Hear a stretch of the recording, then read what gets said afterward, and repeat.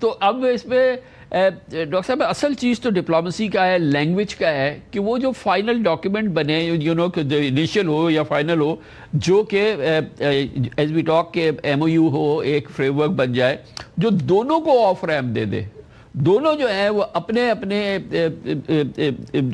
لوگوں کے پاس جائیں اور کہیں کہ دیکھا کہ یہ زبردست وکٹری ہو گئی. اور سنا ہے کہ ایران میں وائس پریزیڈنٹ نے کہا بھی ہے کہ تیار ہو جائیں سیلیبریشنز کے لیے، بڑی سیلیبریشنز کے لیے. آبویسلی ٹرمپ کو بھی کچھ اس قسم کی چیزیں چاہیے ہوں گی. تو ڈپلومیسی کوئی ایسا کنسٹرکٹ کر سکتی ہے لینگویج جس میں دونوں خوشی خوشی اپنے لوگوں کو جائیں. اور وہ جو اصل بات جو اس کو روک رہی ہے کسی بھی ایگریمنٹ کو، وہ تو یہی ہے کہ دونوں کو ایکول قسم کی اسٹرانگ آف ریمپ چاہیے جس میں وہ جا کے اپنے لوگوں کو کہہ سکے ہم جیت گئے.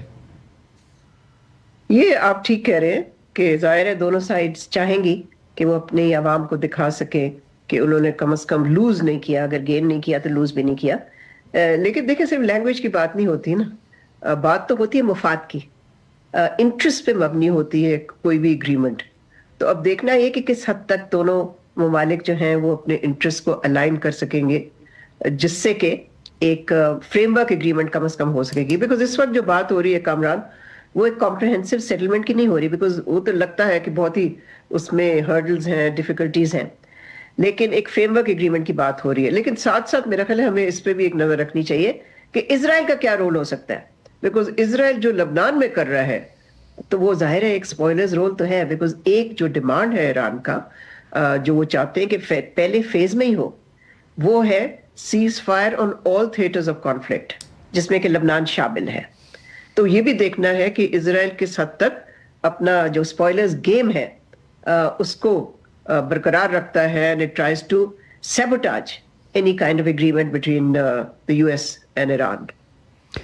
What do you think is the key جو سب سے بڑا جو ٹاپ پرائرٹی ہے، جو گین ہے، سالڈ گین جو کہ ایران اس ڈیل سے حاصل کرنا چاہے گا، سب سے پہلے وہ کیا ہے؟ کہ اپنا وہ نیوکلیئر پروگرام پریزرو کر لے، وہ یہ کہ اس کی سینکشنز ختم ہوں، اس کی اکانومی ریسٹور ہو، اس کی جو فروزن ایسٹس ہیں وہ جو ہیں وہ اویلیبل اس کے پاس ہو جائیں، یا کیا آپ کے خیال میں وہ کیا چیز ہے جو کہ ایران کے لیے سب سے امپورٹنٹ ہوگی اور شاید وہ سب سے بڑا بیٹ ہو یو ایس کا، کہ جو کہ یو ایس ایران جو ہے وہ کسی ایگریمنٹ کی طرف آئے؟ وہ ان کی پہلی اس وقت ترجیح کیا ہے؟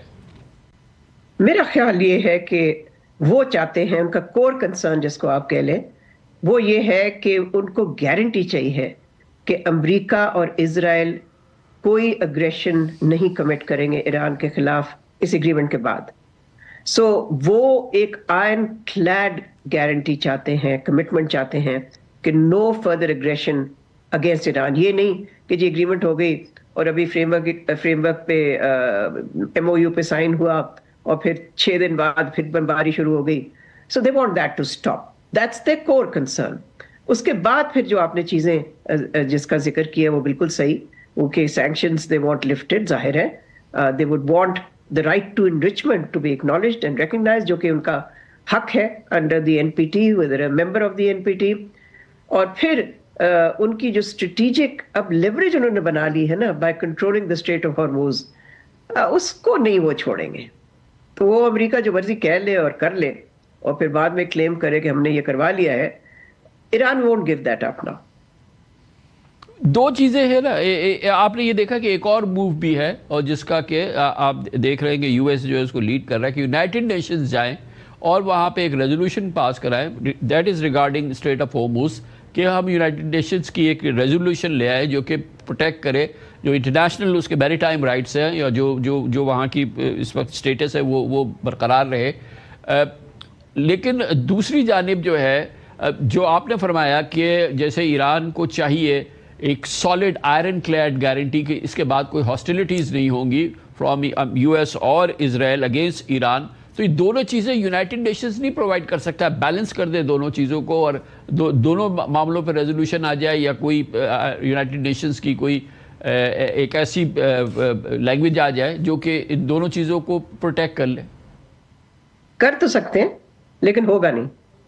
دیکھیں ایک اسٹریٹ فارورڈ ریزولوشن تھی جو روس نے موو کی، اس میں سیز فائر کا بھی لفظ نہیں استعمال کیا تھا. انہوں نے کہا تھا ڈی ایسکیلیشن. वो अमेरिका ने वीटो कर दी, वीटो नहीं की, सॉरी, अमेरिका ने और उनके जो हामी थे उन्होंने उसको वोट नहीं किया उसके लिए, so it did not pass. दूसरा ये कि बहरीन की तरफ से ज़ाहिर है अमेरिका के बहस पे उन्होंने मूव की एक रेजोल्यूशन वही स्ट्रेट ऑफ हॉर्मुज पे। तो देखें वन और द अदर, या रूस चीन वीटो कर देगा या अमेरिका वीटो कर देगा, सो आई डोंट सी दैट।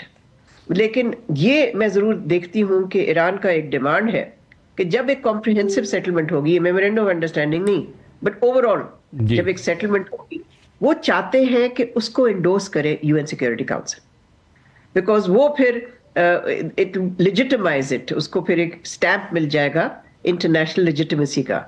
लेकिन स्ट्रेट ऑफ हॉर्मुज को खोलना ना खोलना, इस पे मैं नहीं समझती कि P5 में सिक्योरिटी काउंसिल के जो परमानेंट 5 मेंबर्स हैं उनमें कोई कंसेंसस होगा, सो दैट वोंट हैपन।